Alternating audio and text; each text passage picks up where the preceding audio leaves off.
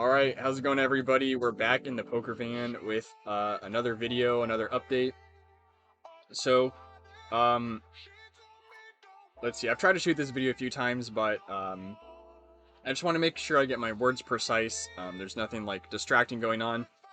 I do have the back doors of my van open to get some ventilation in here. I'll show you guys real quick.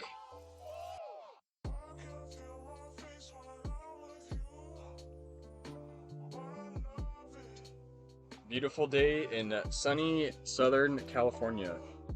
Alright, so, I do have some music. I'm gonna stop that. Okay, so, basically, the videos that I've been showing on this channel have, not that I was doing this deliberately, but, I was playing against a bunch of fish. Obviously that's how you make money in poker. You like to play against fish. That's how you make easy money. But what's happened is over the last 3 days, for whatever reason, just variance, there's been a lot more like loose aggressive people playing on 10NL and 10NL Blitz, and for that reason, it's forced people to adapt, and they're now playing a lot more loose aggressive. And so everyone's just playing loose aggressive, and the games are, I mean, they're wild and they're really swingy, so it's like you might come up a lot really fast. But you also get stacked a lot, so the reason this is relevant is because I've been trying to shoot these videos and I keep coming across these spots that I don't know what to do.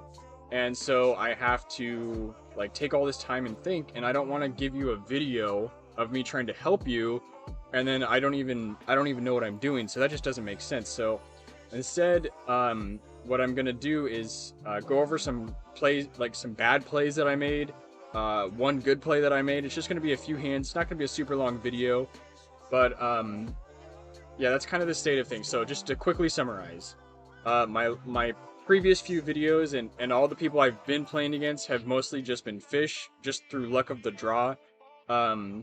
Maybe that was just like some run good in terms of player pool, or maybe that this is some run bad in terms of player pool. But in any case, the games have been a lot harder lately, and I'm still winning but not crushing. So given all of that, like I said, I didn't want to make a live gameplay where I'm not even helping. Where I'm just like confused in all these spots. So that's what inspired me to make this video. So I've got 3 hands we're gonna go over. And like I said, not going to be a super long video, but hopefully informative. Okay, so we are looking at a hand where I have King 10, and like it's like a 4-way pot. A bunch of people limp, so I limp as well. And we see a pretty great flop, of course. So these it's a bunch of like recreational players. You can see they've got like small stacks. Everyone's limping in, 54 VP. So these are a bunch of like just kind of wild passive, not wild passive, that doesn't make sense, wild aggressive players. That's how the games have been. So when that's the case, I think check raising our strong hands is a good way to go. So this guy bets over pot, so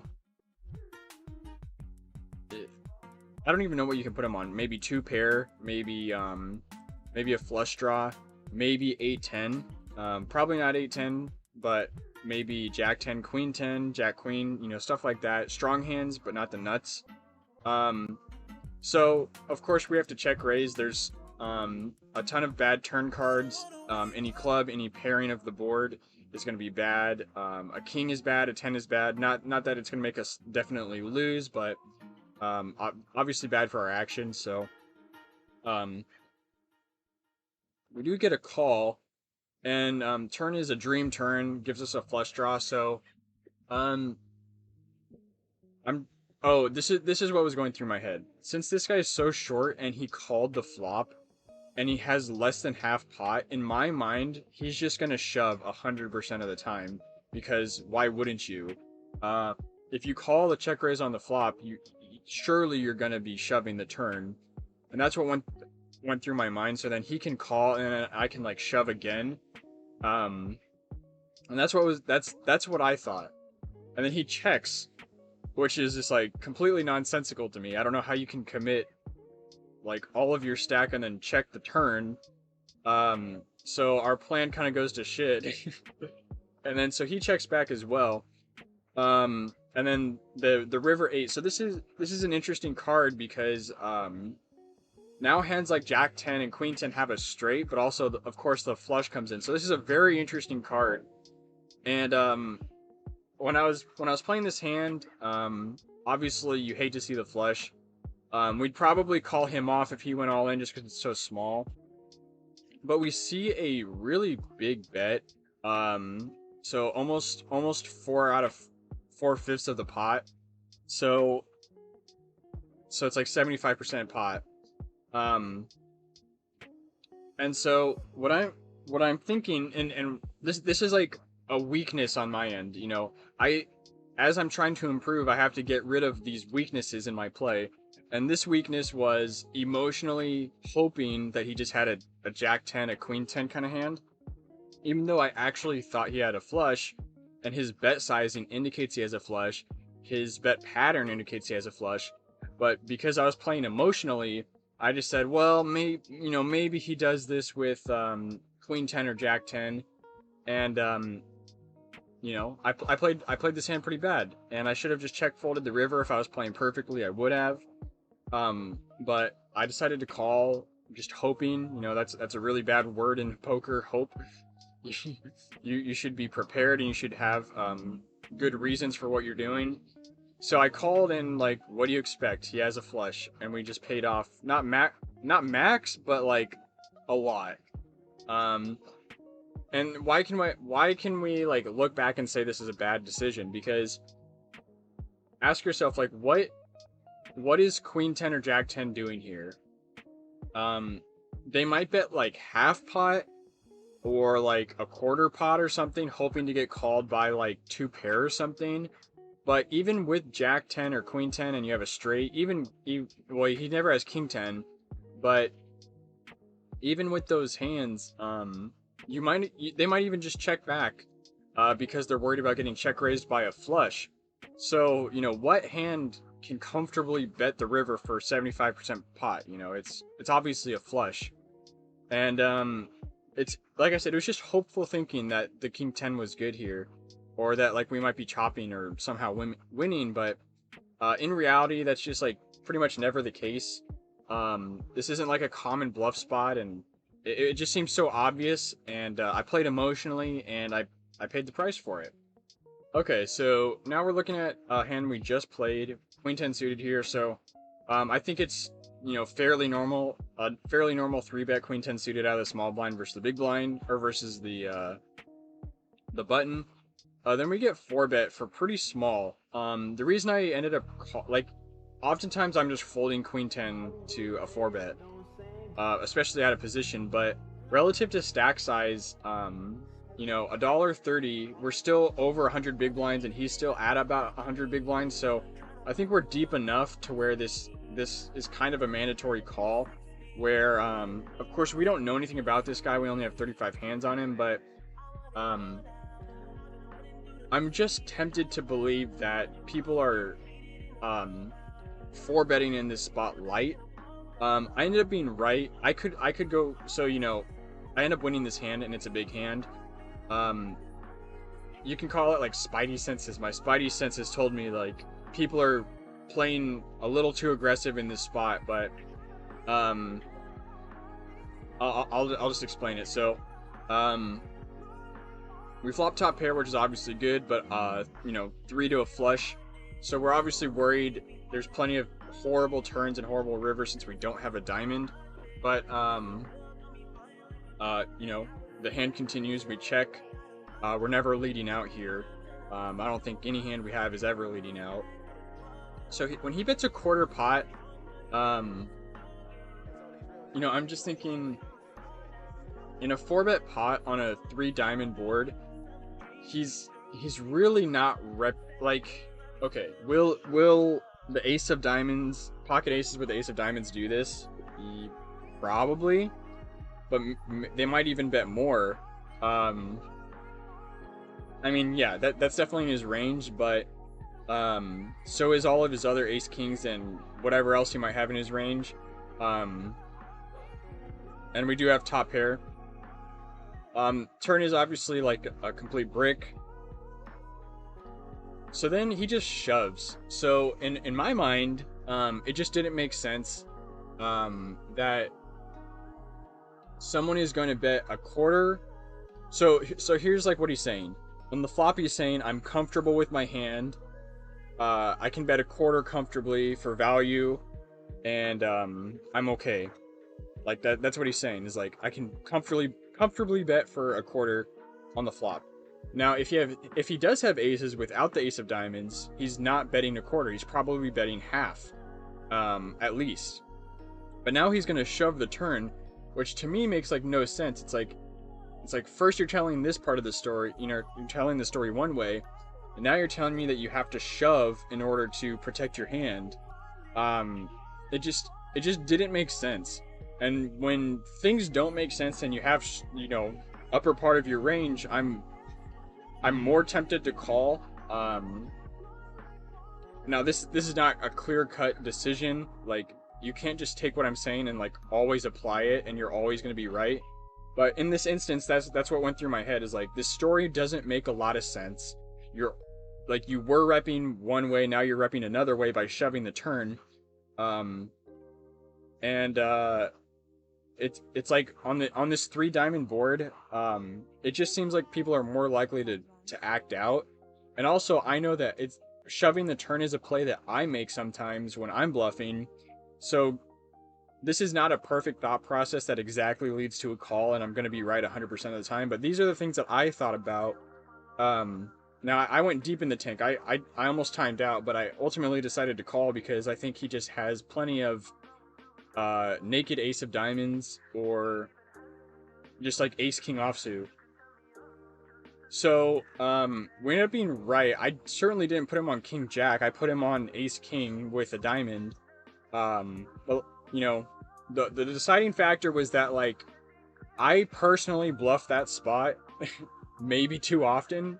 If I can be on the other end and call people down in that spot, maybe I'm over bluffing it. But the point remains that I know that that's a bluff spot that I do, as well as his story just didn't make sense. So I decided to call, and we ended up being right. And he was almost not drawing dead, but he was drawing very thin to just the 3 outs with the king. So we ended up playing that hand well, and we scooped a big pot. Let's see. We are in the blinds with ace 4 suited, which you should always open in my opinion. And we get called by a short stacked fish. We don't know why he's a fish, but if someone short stacked, they're a fish, and I'm sticking to that.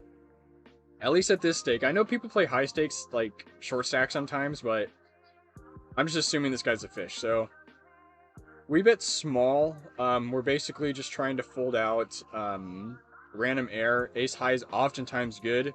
And we can represent the king more often than he can. He does call, which is like kind of strange because I don't know, there aren't too many hands that he can call, especially as a fish. It's basically like a king or a 6, right? I don't think short stacked fish really float the blinds that often. He could have, but he didn't in this case. So turn goes check check. I don't think we could bet, but I was just trying to get to showdown with our ace high, and if he has a 6, he's obviously not folding. So when the river comes a king, I stupidly use this as a bluff spot. We can easily have pocket aces here, even though the flop bet is a little unconvincing. If we had ace, probably betting bigger, but we can have 7s, 8s, 9s, 10s, jacks, queens, and aces. Like we have, and a king. Like sometimes we do have a king. So in my opinion, it's like, okay, our range is super strong here. We can overbet and fold out a 6, which probably isn't even true. I don't think a 6 is even folding. This is another problem I have in my gameplay where it's like, I know people are capped, but they don't have any discipline. So even if he did have a 6, he's probably calling here. And like I said, this is a hole in my game that I bluff too much because I would fold in this spot if I did have a 6. but I just I don't know. I guess I'm more prone to folding than more likely to fold than the average person, and I do make big folds all the time. And yeah, that's just like a note to you guys is that just because you can strongly represent something, don't rely on other people's discipline at low stakes at least to make big folds. You probably shouldn't ever rely on discipline, other people's discipline to like hope that they make big folds because they never do. Um, unless you're playing like a really good player. And you bet 2x pot and it's like it's a lot of money, but like I really don't think a 6 is ever folding here, even though he's just chopping. Um, I think this is a bad bluff in general. And doing this bluff spot where it's like a crazy board and they're capped and you're uncapped, it just never works for me. So here's the thing though, is that we get raised. We overbet repping, you know, 7s plus, and then we get raised. So in my mind, my stupid head, I'm thinking, oh, he's just doing this because we overbet, and he knows that we're trying to get him off a chop. And it's just stupid emotional thinking, like thinking like we're the big dog. It's like, I don't know, it's just stupid emotional thinking. Like I said, it's not logical. Logical thinking says that when people raise an overbet, they almost always have it. That's logical thinking. But stupid card guy, stupid spooky poker thinking is, oh well, we level ourselves into a call for 65 big blinds. It's so stupid. And it's like, okay, he just has quads. So what is there to learn from this hand? Well, basically what I just said. If you overbet and people go all in over you, they usually have it.